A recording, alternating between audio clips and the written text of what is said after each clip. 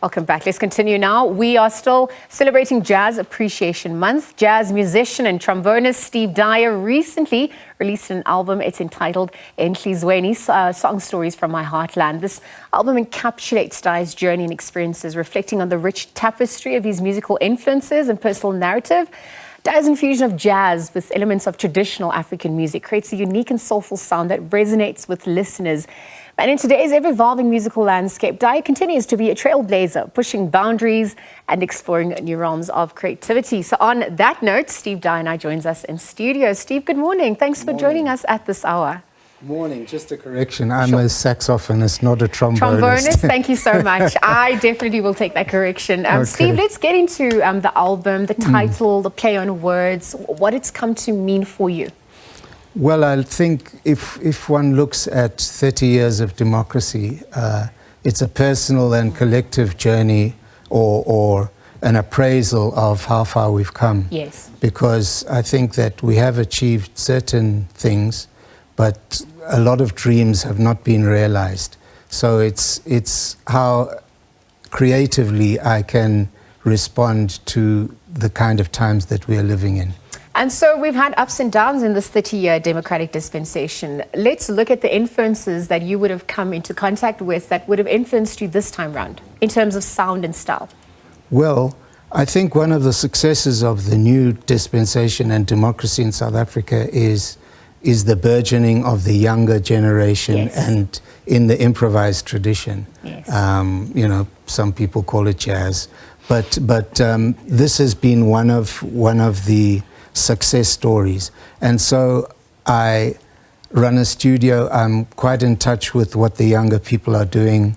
My son Bokani Dyer is, you know, a very esteemed musician these days, and so I'm in touch with the younger generation. But I also spent many years out of the country before democracy, and yes. You know, I refused to go to the apartheid army, and so there were many dreams that we had out there that I feel, you know, so it's the juxtaposition of where I was, like in exile, and now in the new dispensation and all the challenges we face. But, you know, that's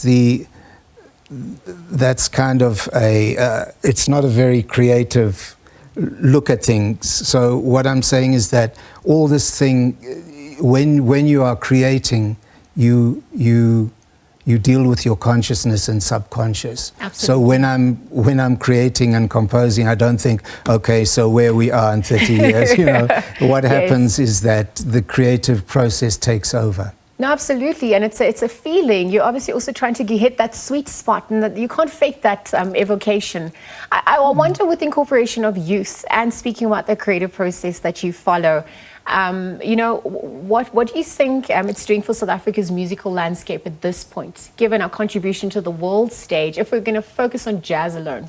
Well, I think one of the positive things that is happening now is that more and more of the music is being embraced by a wider audience. Yes. And a more global audience. Yep. You know, I've had the opportunity and to go to the US, play in the US, and have that experience.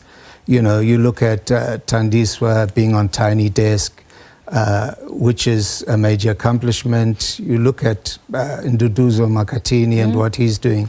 So there's a lot more interest in South Africa, and actually one of the tracks on the album is called Transatlantic, because I'm looking at the connection between Africa and the USA, and how that thing is changing, because South African music is unique. Yes. And so when we go out there, it's never short of feeling, and it embodies the collective spirit of Ubuntu often.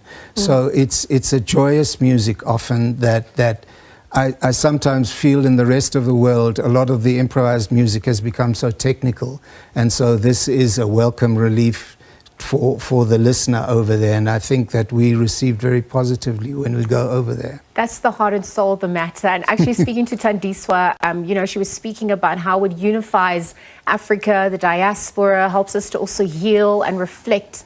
And so if we look at where jazz is going from here into, what do you think that transition is looking like? I wonder also if you want your listeners to engage and, start interpreting what you're evoking, what do you want them to walk away with?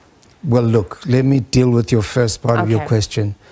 Jazz is in the moment. Improvising is in the moment. Sure. Right now, I'm going to play with Dalisu Enhlizweni, who is a double bass player who was really strong in the making of this album. And we're not exactly sure what we're going to play, but that's how it is. So we live in the moment, in the present. But as far as the wider Enhlizweni, it's no matter what the problems that exist in South Africa, this country is under my skin. And so I think that we have to really embrace each other and look honestly at where we've come, because human relations are not what they really should be. And so some of it is quite spiritual. There's calls to higher powers. There's, as I say, the transatlantic. And some of it is instrumental, because often through instrumental music you can evoke an emotion just as much as you can during, with vocals as well. Well, thank you for joining us at this hour, for chatting about your latest offering. We'll leave it there. We're looking forward to that improvised performance in just a bit. Sure. That was saxophonist and jazz aficionado Steve Dyer, just really chatting to us about his latest album, Enhlizweni, Song Stories from My Heartland. As you heard, in just a moment, he, of course, will be performing an improvised version. So we're looking forward to that.